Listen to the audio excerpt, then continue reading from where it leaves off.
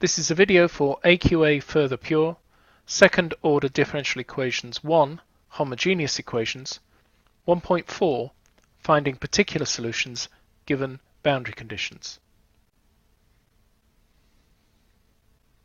Boundary conditions are when the information is given for two different values of the independent variable. For example, we may have y equals 0 when x equals 0 and y equals 2 when x equals 1. So we've got two different values of y for two different values of x. This problem is called a boundary value problem.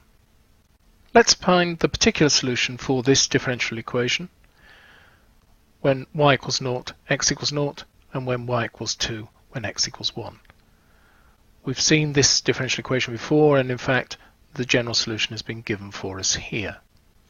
So we need to take both sets of boundary conditions, plug them into here, which will form two equations with two unknowns a and b. So starting out with y equals 0 when x equals 0, I'm going to get that 0 is equal to a plus b. And if I plug in y equals 2 when x equals 1, I'm going to get 2 is equal to a e to the 3 plus b e to the minus 5. Now because a plus b equals 0, I know that a is going to be equal to minus b, so I could rewrite this one as 2 is equal to a e to the 3 minus a e to the minus 5. So rearranging this gives me that a is equal to 2 over e to the 3 minus e to the minus 5.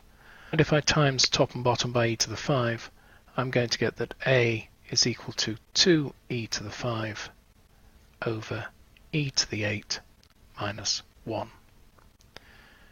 We've already said that a is equal to minus b, so we're going to get that b is equal to minus 2e to the 5 over e to the 8 minus 1. And so my particular solution becomes y is equal to, well, this constant 2e to the 5 over e to the 8 minus 1 times e to the 3x minus e to the minus 5x.